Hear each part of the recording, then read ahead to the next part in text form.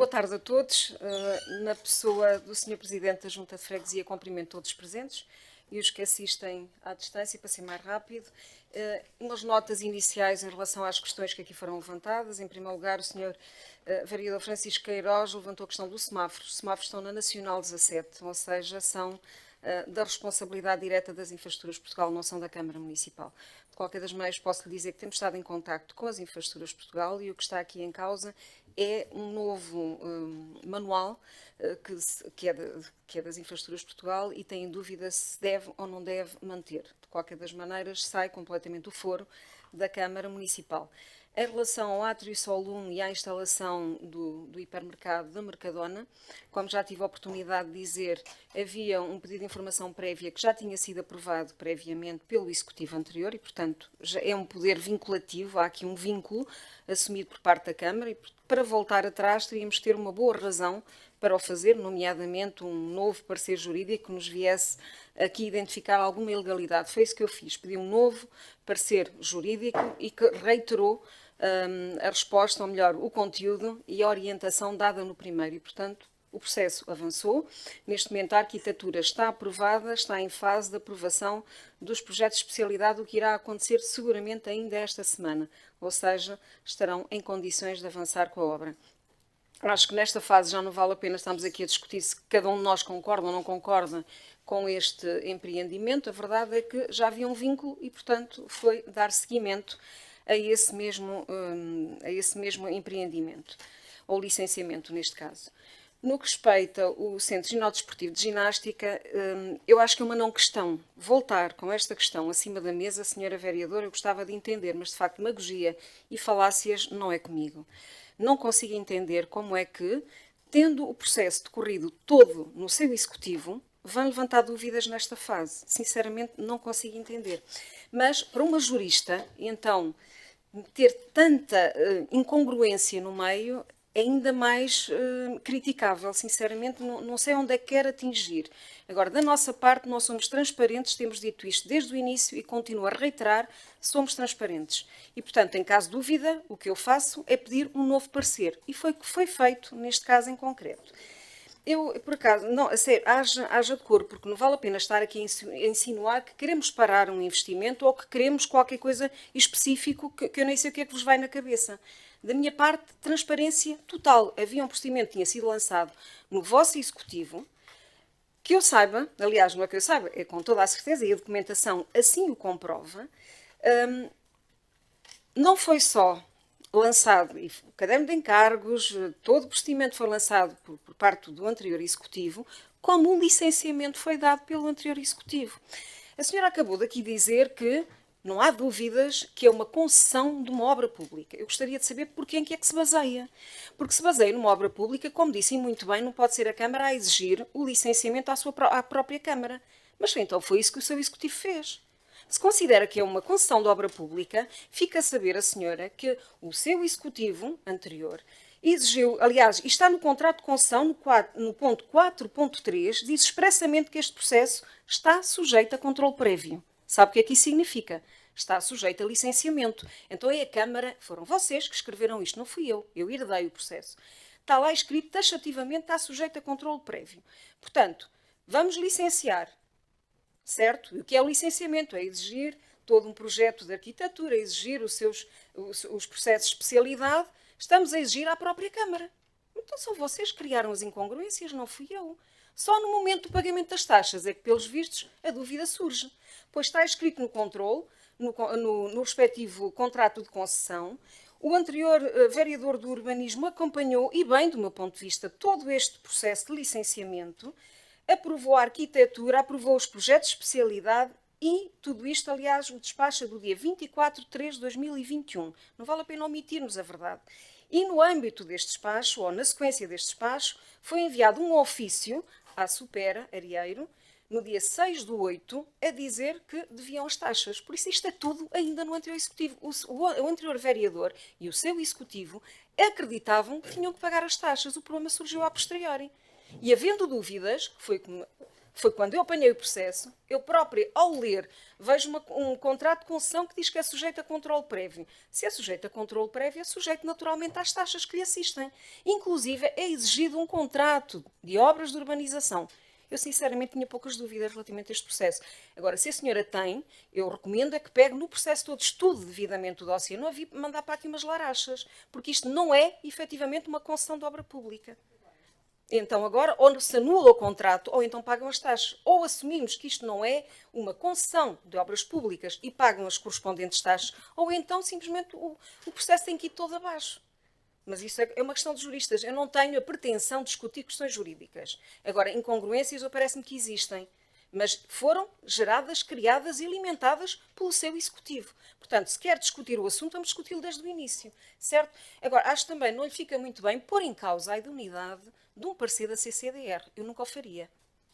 Como não ponho em causa ninguém. Aliás, pareceres, como o próprio nome diz, são pareceres. Eu tenho o meu parecer, a senhora pode ter o seu, não têm que ser necessariamente convergentes. Agora, uma CCDR tem por obrigação, e está plasmado nas suas funções, dar todo o tipo de orientações, nomeadamente a interpretação da lei das autarquias locais. E foi isso que nós fizemos. Em caso de dúvida, recorri à entidade idónea, nomeadamente em questões urbanísticas, para me orientar nesta matéria. A resposta veio. Se não agrada, é outra questão. Agora, eu acredito vivamente na idoneidade, na imparcialidade da CCDR. A senhora se põe em causa, é outra questão, mas eu não vou seguramente por aí. Sr. Presidente, se me permitisse, então, eu iria ler a minha intervenção. A Câmara Municipal prossegue o seu caminho no sentido da desmaterialização e da transparência, convergente para a transformação numa Câmara sem papel. Na sequência da reestruturação da Câmara, a instrução dos processos de licenciamento de espaços publicitários no espaço público passou a ser da responsabilidade do Departamento de Espaço Público. Esta foi, aliás, uma oportunidade para repensar os procedimentos e tramitação dos processos, no respeito pelo Regulamento Municipal de Ocupação de Espaço Público, Publicidade e Propaganda. Com vista a agilizar o procedimento e garantir uma análise pluridisciplinar integrada e célere, foi criada uma equipa de acompanhamento multidisciplinar, incluindo técnicos superiores dos Departamentos de Espaço Público e também do Departamento de Mobilidade, Trânsito e Transporte, das áreas de Arquitetura, Engenharia Civil e Espaços Verdes. Em paralelo, o município tem estado a reunir presencialmente com diversos operadores, detentores de um número significativo de suportes publicitários no espaço público, com vista a sensibilizá-los para as preocupações que assistem ao procedimento de licenciamento, nomeadamente preocupações com mobilidade pedonal, especialmente para pessoas com mobilidade reduzida, a segurança rodoviária, a proteção do património arbóreo, a perturbação com as vistas e as questões estéticas. Sempre que as localizações propostas pelos promotores não reúnem condições para serem licenciados, os serviços técnicos têm demonstrado disponibilidade para os apoiar e procurar locais alternativos que cumpram requisitos indispensáveis. Com estes procedimentos, pretende-se tornar o processo mais eficiente e sustentável, assim como a integral desmaterialização do procedimento recorrendo ao serviço online do município.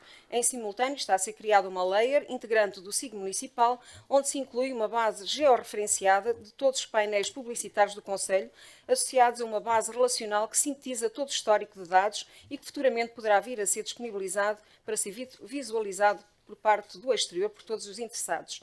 No sentido de garantir a total transparência de todo este processo, pretende-se ainda a curto prazo que os painéis sejam providos de um QR Code que permita a todos os interessados aceder aos dados de licenciamento, com particular destaque para a validade desta mesma licença.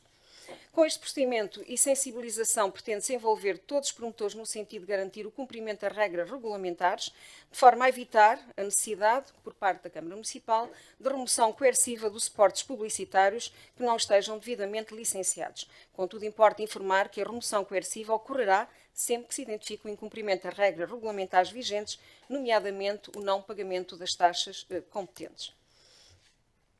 Uma segunda nota para dar também conhecimento que o Departamento de Gestão Urbanística prossegue os trabalhos de materialização e de agilização, clarificação de procedimentos.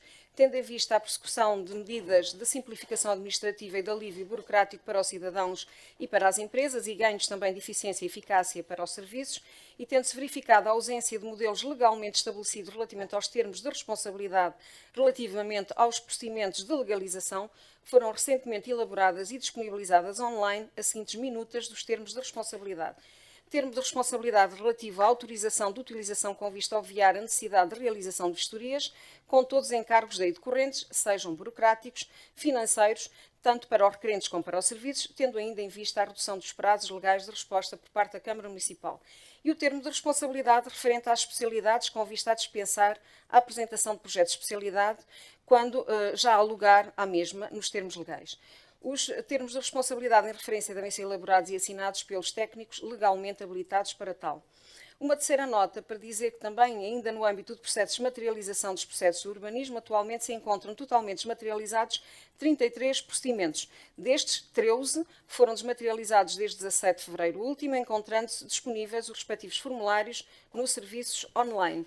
Para não ser muito exaustiva, e uma vez que já me expandi, dizer apenas alguns exemplos. Em processos de legalização temos os pedidos de informação sobre os termos para a legalização da operação urbanística, ainda na legalização as obras com necessidade ou sem necessidade de execução de obras, assim como de outras operações urbanísticas, pedido de emissão de alvará de obras de edificação, da mesma forma alvarás das obras de urbanização, alterações durante a execução de obra, enfim, pedidos de informação prévia de obras de urbanização, uma série de novos procedimentos que estão completamente desmaterializados e, portanto, informam-se todos os interessados que já se encontram disponíveis estes procedimentos no serviço online, pelo que já podem recorrer à respectiva plataforma, sendo que a partir da próxima terça-feira, dia 13 de março, todos estes procedimentos passarão a ser tratados de forma totalmente desmaterializada.